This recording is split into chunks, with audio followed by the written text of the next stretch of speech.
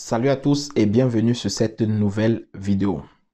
Il est question pour moi de vous citer les 5 documents à faire dès votre arrivée sur le territoire italien.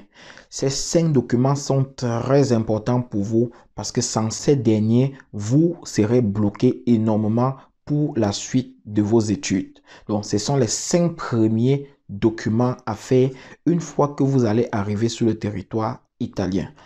Prenez cette vidéo en considération, ça peut vous aider, ça va également aider vos frères qui vont venir très prochainement sur le territoire italien. Il y en a qui arrivent, se trouvent dans les problèmes par manque d'informations. Le but de mes vidéos, c'est déjà de vous prévenir sur ce qu'il faut faire avant la demande du visa, lors de la demande de visa et même après la demande de visa. Lorsque vous arrivez sur le territoire italien, qu'est-ce qu'il faut faire? Posez-vous des bonnes questions et ayez des informations sur certaines et à la source. Évitez de vous trouver dans des problèmes.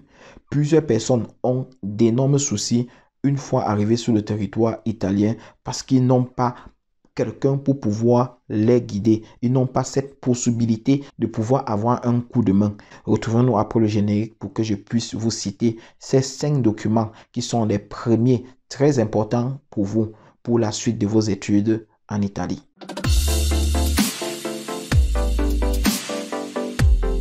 Une fois de plus, salut et bienvenue aux nouveaux abonnés. Pour ceux qui nous suivent déjà depuis un bon bout de temps, vous connaissez déjà ce que nous faisons ici. Et ceux qui sont nouvellement abonnés et qui ont cliqué sur la cloche de notification, sachez que sur cette chaîne, nous parlons des procédures pour étudier en Italie, également de la procédure pour obtenir vos visas touristes, affaires et regroupement familial. Nous parlons également de l'entrepreneuriat jeune, surtout ceux qui sont du côté de l'Italie qui veulent rentrer investir chez eux. Quels sont les 5 documents à faire une fois que vous vous retrouvez sur le territoire italien en tant qu'étudiant? Le tout premier document très important, c'est le Codice Fiscale.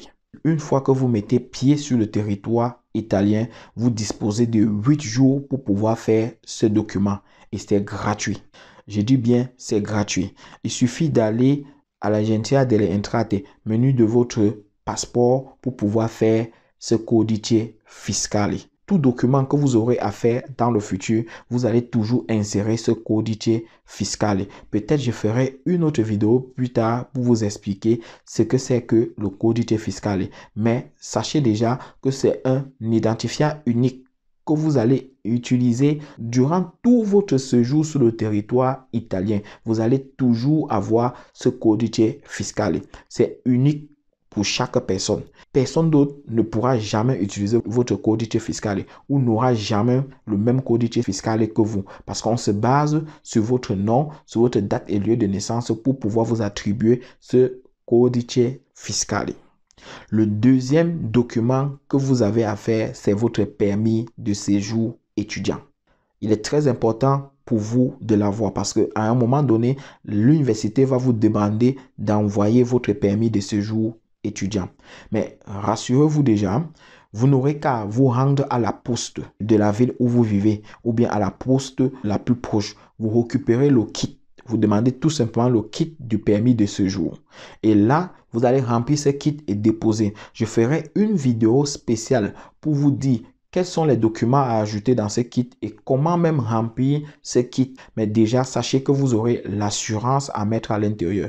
Et pour un premier temps, l'assurance de voyage que vous avez eu à faire peut vous aider à insérer cela dans votre dossier. Vous avez également le même Codice Fiscale que vous avez récupéré. Vous allez également insérer ça à l'intérieur parce que ça va servir. Vous aurez également besoin de la photocopie de votre passeport. Bref, les amis, je ferai une vidéo très explicative pour vous parler du permis de séjour étudiant. Mais sachez que vous disposez également de 8 jours pour pouvoir faire ce permis de séjour. Sachez également que vous pouvez vous rapprocher d'un ancien pour qu'il vous aide à remplir ce kit. Une fois que vous l'avez déjà fait, vous avez déposé le kit au niveau de la poste. Le reçu qu'on vous donne, ça vous sert de récépissé de permis de séjour. Vous pouvez l'utiliser partout où on vous demande votre permis de séjour jusqu'à la sortie de l'original de ce permis de séjour. Peu importe le temps que ça prendra, ce reçu qu'on vous donne à la poste, ça vous sert de récépissé. Ça représente votre permis de séjour. Le troisième document, c'est le reçu de paiement de vos frais d'inscription à l'université.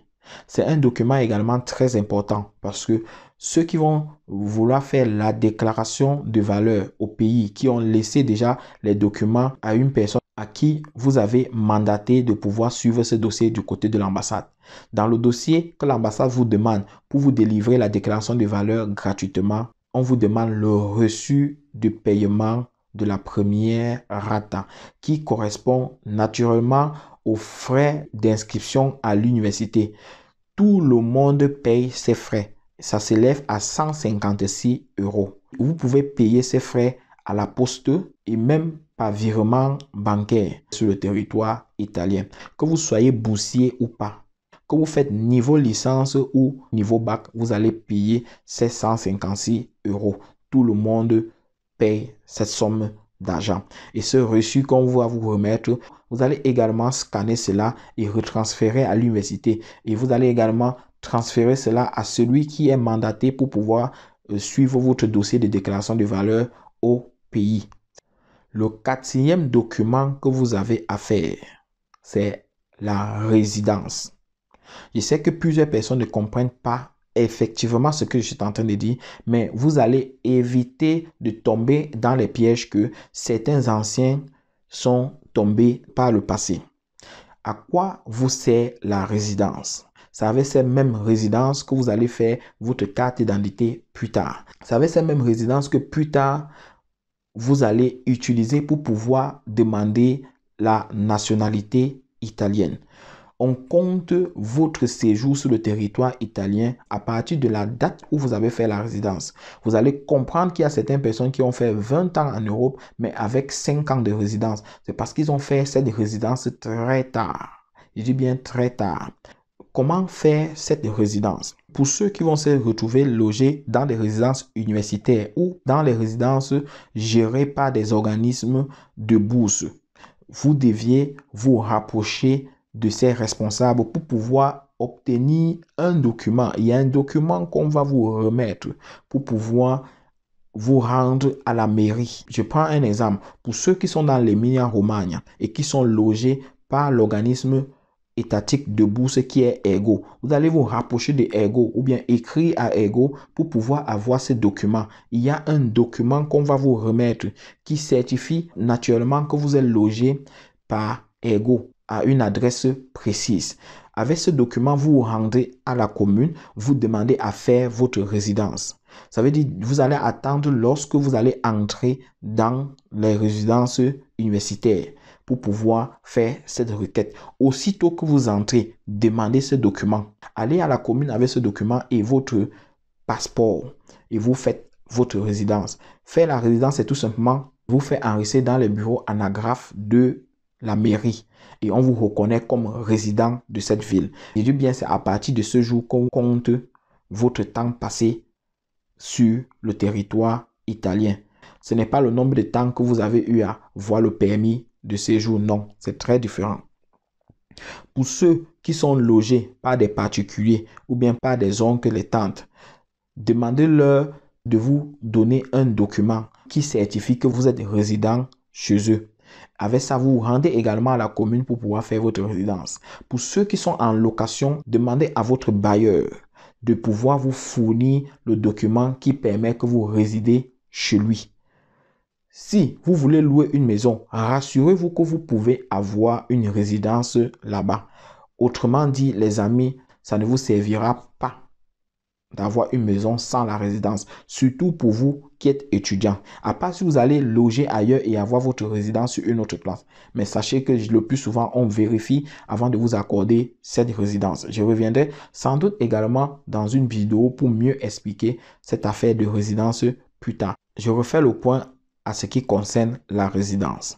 Pour ceux qui sont logés dans les cités universitaires, géré par les organismes de bourse ou bien par l'université. Vous allez demander le document qui certifie que vous êtes logé là-bas et vous rendre à la commune pour pouvoir faire votre résidence. Pour ceux qui sont des locataires, demandez aux propriétaires de maison de vous délivrer un document qui certifie que vous êtes locataire pour pouvoir vous rendre également à la mairie avec ce document pour faire votre résidence. Pour ceux qui sont logés chez des frères, chez des sœurs, chez des tantes, demandez également qu'on vous donne un document qui atteste que vous êtes résident dans cette maison pour pouvoir vous rendre également à la commune pour pouvoir faire votre résidence. Lorsque vous êtes inscrit dans les archives de la commune, vous avez 2 semaines pour que la pratique puisse vraiment être conclue.